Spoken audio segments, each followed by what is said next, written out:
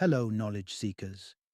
In this episode of 20-Minute Books, we delve into Out of Office by the journalist couple Charlie Warzel and Helen Peterson. This insightful 2021 publication sheds light on the nuances of working from home and explores broader, more philosophical questions about the nature of contemporary work culture that the remote work trend highlights. It invites readers to reimagine the concept of work and its role in forging more meaningful lives. Charlie Warzel and Helen Peterson, having moved from the bustling streets of New York City to the serene expanse of Montana in 2017, bring a personal and informed perspective to the discussion. Warzel, a contributing writer at The Atlantic, where he pens the newsletter Galaxy Brain, and a former employee at the New York Times and BuzzFeed, pairs his expertise with Peterson's profound insights. Peterson, the mind behind the newsletter, Culture Study, and the author of 3 other books, including Can't Even How Millennials Became the Burnout Generation, offers a unique blend of analysis on cultural and workplace shifts. Out of Office is an essential read for workers contemplating the leap away from traditional office environments, managers striving to adapt working practices to the evolving landscape, and anyone interested in the transformative future of work. Through the author's expert lens, this book serves as a guide for navigating and understanding the rapidly changing workplace dynamics in today's digital age. Join us as we unravel the possibilities of remote work and its potential to redefine our relationship with work itself.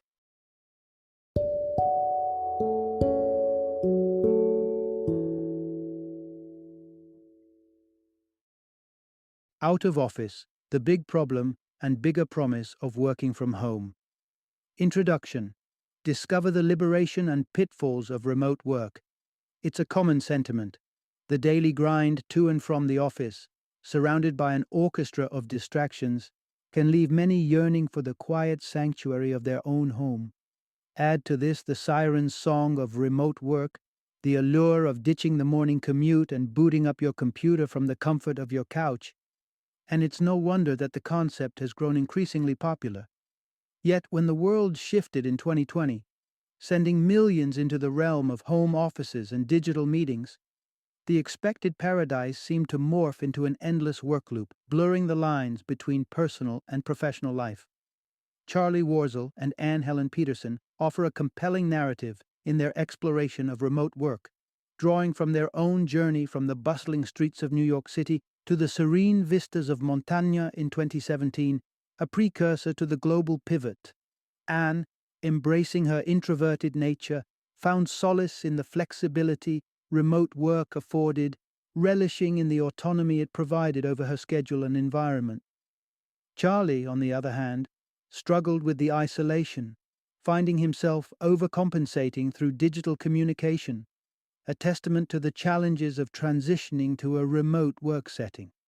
Their experiences underscore a pivotal realization. While the absence of a commute ostensibly frees up time, the reality is that work has a way of filling every available space, leaving little room for the personal pursuits we promise ourselves. This phenomenon prompts us to interrogate our relationship with work. Is it incumbent upon us to mold our lives to fit our work, or should the nature of work adapt to better serve our lives? Out of Office by Charlie Warzel and Helen Peterson delves into these questions, dissecting the complexities of work-life balance in an age where the boundaries are increasingly blurred. As we navigate through their insights, we're prompted to consider the true impact of flexibility in remote work scenarios. Is it genuinely a boon for employees, or does it serve the interests of employers more? Moreover, the book challenges the often romanticized concept of companies as families, urging a re-evaluation of our workplace relationships and expectations. Perhaps one of the most enlightening concepts explored is that of asynchronous work, a work style that, if embraced, could redefine our understanding of efficiency and collaboration, untethering us from the constraints of synchronous schedules and enabling a more harmonious integration of work into our lives. As we venture through the chapters of Out of Office, It becomes apparent that the quest for a balanced existence in this new era of work is not just about finding the right setting or schedule, it's about reimagining our priorities and reshaping the structures of work to foster an environment where the distinction between our professional and personal lives becomes a source of empowerment, not a cause for conflict. Whether you're navigating the nuances of remote work from a bustling city apartment, a quiet home in the countryside, or even while on the move, this journey into the evolving landscape of work-life dynamics offers crucial reflections for anyone striving to find equilibrium in an interconnected world. Part 1. The double-edged sword of workplace flexibility. There's a prevalent dream swirling around the modern work culture, one that promises the zenith of freedom through remote work. The idea is simple and seductive. Break away from the shackles of the cubicle, craft your own schedule, and bask in the glory of work-life autonomy. However, the reality often paints a less rosy picture, morphing this dream into an unending cycle where work bleeds into every nook of personal life. This phenomenon roots itself in a concept celebrated and desired by many: flexibility. Consider the example of customer service representatives working for major brands via a third company, such as Arise. These workers, often gig workers, find themselves without the traditional safety nets of employment: no health insurance, leave, or official benefits.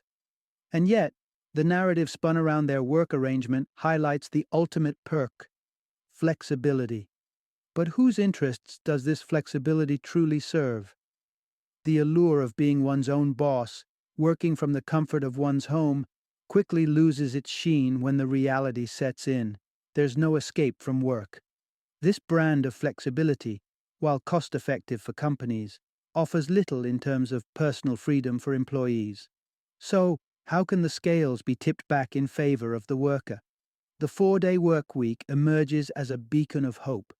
Take the example of Perpetual Guardian, a New Zealand-based company that observed a noticeable uptick in productivity and profitability post-transition.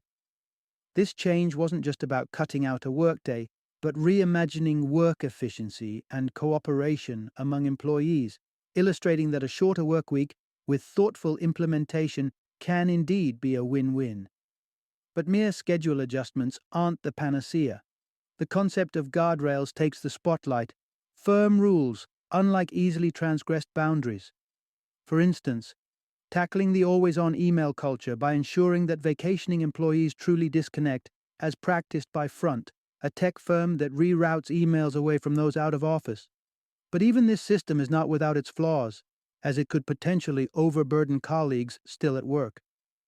Digging deeper into the essence of flexible work arrangements, it becomes apparent that the solution isn't as complex as it seems. Companies need to adequately staff their teams. The common thread in demanding flexibility from workers is often a thinly veiled undercurrent of understaffing. By ensuring that there are enough hands on deck, not only can employees genuinely disconnect when they need to, but it also alleviates the overall stress and workload, creating a healthier, more productive environment for everyone. It is clear, then, that true flexibility and freedom within the workplace cannot be a unilateral initiative aimed at cutting costs or offloading responsibilities onto the employees. It requires a holistic approach, considering the well-being and efficiency of the workforce. As the conversation around remote work and flexibility continues to evolve, it is imperative for companies to align their practices with the genuine needs of their employees, ensuring that the dream of autonomy and balance does not remain just that, a dream. Part 2. Reimagining work-life balance in the remote work era. The shift to remote work brought on by the pandemic presented a unique set of challenges, particularly for those just stepping into the professional world. Imagine Kirsten's scenario: embarking on a new career path without setting foot in an office, devoid of in-person interactions with colleagues. This new reality highlighted a glaring issue: remote work, while offering flexibility, often stripped away the nuances of work culture and the organic learning experiences that come from simply being in the same space as others. However, advocating for a full return to office life isn't the answer either. Instead, we're invited to explore innovative ways to cultivate a robust work culture in a remote setting. Enter solutions like Kona, a platform designed to bridge the emotional gap in virtual work environments. By encouraging employees to express their daily emotional states, from positive, green, to struggling, red. It offers managers vital insights into team well-being, fostering a more empathetic and supportive work environment. Further pushing the boundaries of traditional work models is the software company Art plus Logic. With a policy that permits employees to dictate their schedules, it champions the idea that work can be integrated smoothly into one's life rather than dictating it. Whether it's for a midday hike, family responsibilities, or leisure activities, this approach challenges the pre-pandemic norms and prompts us to reconsider what we value most.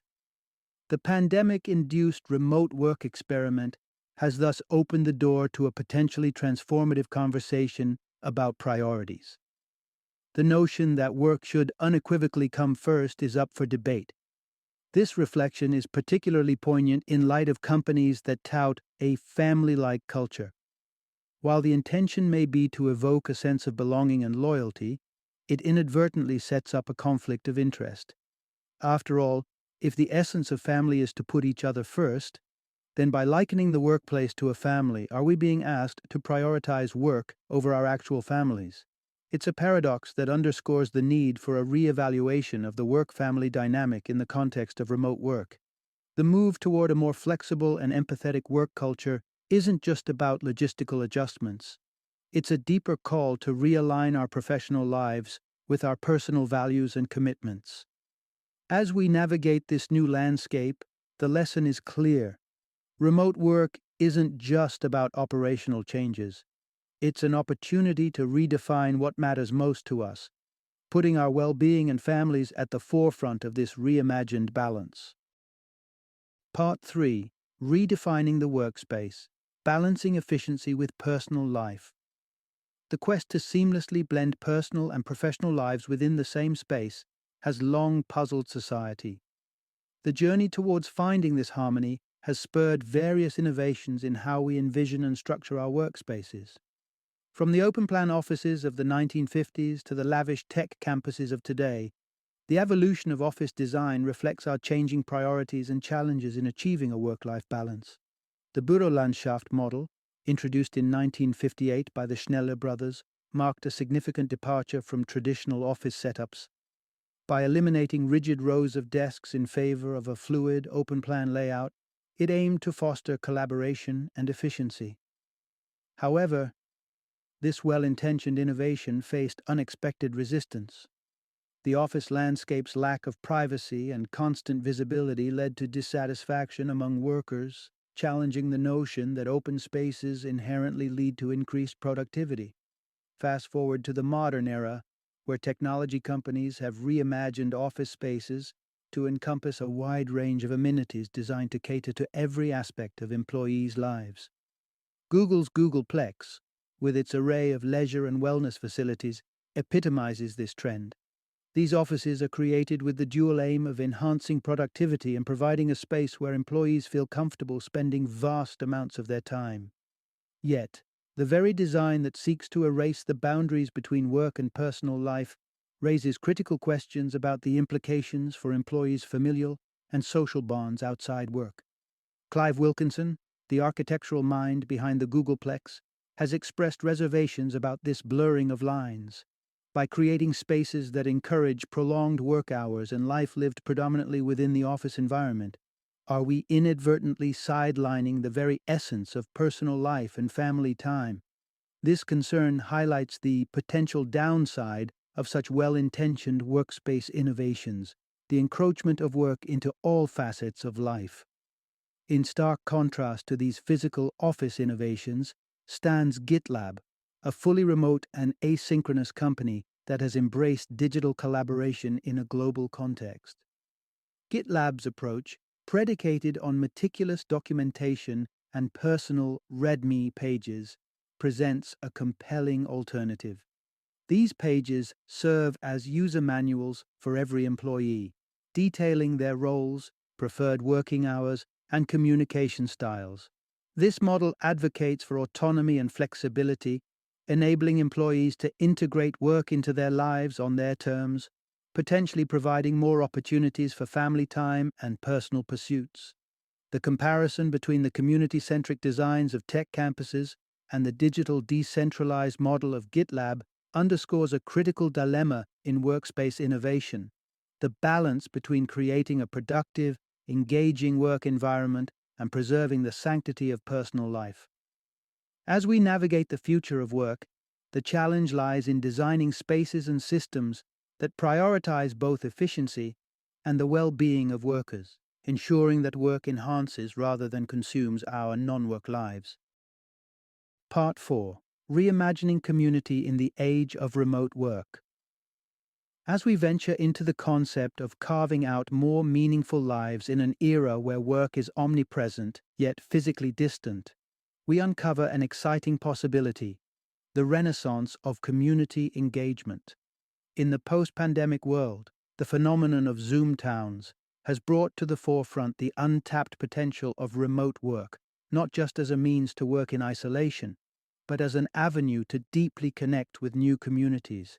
Consider the intriguing city of Tulsa, Oklahoma, which has been proactively inviting remote workers to its midst since 2018 through Tulsa Remote. This initiative, far from being a mere financial incentive, selects individuals keen on integrating and contributing to the local fabric. For example, Obum Ukabam's journey to Tulsa transformed him into an active community member, from engaging with community theater to orchestrating social programs. His story isn't merely one of relocation for work's sake, but a testament to seeking a richer quality of life, a modern-day gold rush for fulfillment beyond the confines of conventional workspaces. This concept echoes more loudly than ever in the aftermath of the pandemic, which served as a stark reminder of the intrinsic value of human connection. The forced isolation prompted a collective re-evaluation of what it means to truly be part of a community, beyond the virtual meetings and digital catch-ups. However, the message here isn't a clarion call to abandon remote work in favor of office congregations. Rather, it's an invitation to reconsider what community means to us in the current moment. Historically, Americans have been deeply connected through various social organizations, from religious groups to professional networks, showcasing myriad ways communities can flourish independently of work environments. The pressing question now is, who has the bandwidth to nurture such connections today? The answer might be more hopeful than expected. If we can successfully navigate the integration of work into our lives without it overshadowing every other aspect, we unlock the potential to engage more profoundly with the world around us. The redefinition of community in the age of remote work is not just about geographical relocation to buzzy new cities. It's about recognizing that, with the right balance, we can foster deeper connections, not despite our work-from-home status, but because of the flexibility and space it provides. This shift could mark the beginning of a new chapter where work, life, and community coalesce in harmony, offering a canvas for richer, more interconnected experiences. Part 5. Embracing Life Beyond Work, a Call for a Mindset Shift. In a world where work often takes precedence, it's crucial to pause and ask ourselves, what are we truly working towards? Is the pursuit of financial stability and professional success inadvertently leading us to sideline what's arguably more essential, such as spending quality time with loved ones or engaging in activities that fulfill us beyond the professional realm?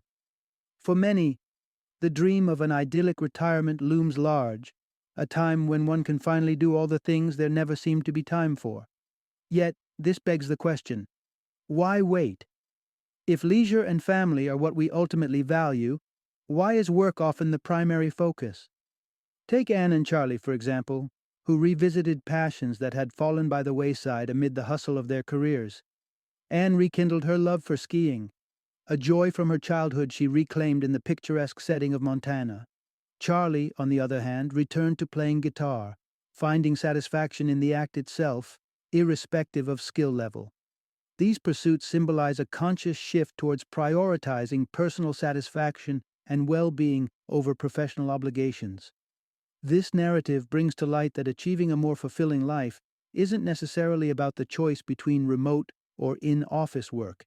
It's about undergoing a profound change in how we prioritize various aspects of our lives. The crux of the matter is recognizing that life should take precedence over work, a mindset change that requires consistent effort and introspection. For leaders and managers navigating the new normal of remote and hybrid work models, the message is clear. Think long-term. The transition to different modes of working may not yield immediate financial savings or operational efficiencies, especially if commitments like long-term leases are in play. However, cultivating a work environment that genuinely values and understands the needs and priorities of its employees is invaluable. As the global workforce continues to grapple with the changes brought on by the pandemic, it's evident that our collective priorities have shifted. This moment in history presents an unparalleled opportunity to reevaluate what truly matters, not just within the confines of our workplaces, but, more poignantly, within the vast landscape of our lives. By placing greater emphasis on life outside of work, we invite a more balanced, contented, and ultimately meaningful existence, empowering each of us to live more fully every day. Final summary. In the insightful exploration provided by Charlie Warzel and Helen Peterson in Out of Office, a compelling narrative unfolds, shedding light on the transformative impact remote work can have, not just on our professional endeavors, but on how we conceive our lives beyond the confines of a traditional office. The essence of their argument is that the unprecedented shift toward working from home, accelerated by the COVID-19 pandemic, presents a unique opportunity to redefine what we value in both our work and personal lives. For generations, the relentless pursuit of productivity and efficiency has dominated our working lives, often at the expense of meaningful personal experiences and connections. Yet, as the world grapples with the implications of widespread remote work, we are invited to contemplate a more balanced approach to life. This shift isn't merely about where we work, but about reevaluating the very foundations of work culture, the design and purpose of workspaces, and how we engage with our communities. The journey to achieving this balance involves much more than logistical changes. It requires a paradigm shift in how we prioritize life's various aspects. Warzel and Peterson argue for a world where flexibility doesn't chain us to perpetual work, but instead liberates us to invest in what genuinely enriches our lives. They envision workplaces that facilitate rather than hinder personal growth and innovation, that centers on human well-being rather than mere profit. Moreover, the rise of Zoom towns and remote work models like Tulsa Remote exemplify the potential for remote work to strengthen our connections with broader communities, redefining the essence of community engagement in the digital age. Ultimately, Out of Office is a clarion call to workers and companies alike to seize this moment as a catalyst for profound change.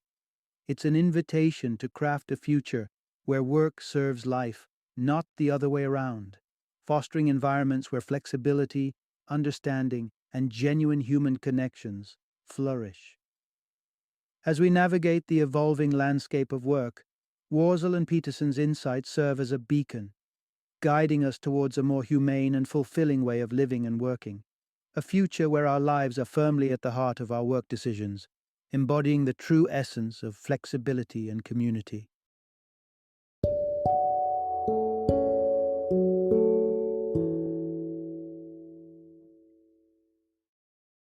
Thank you for joining me today on this journey of learning and discovery as we explored the insights of another thought-provoking book in our growing library of knowledge. If you've enjoyed our time together, please take a moment to follow our podcast, give us a 5-star rating, and share 20-minute books with other knowledge seekers. Your support truly means a lot. Don't forget to join me again in the next episode, where we will delve into another enriching book. Until then, happy reading and happy listening.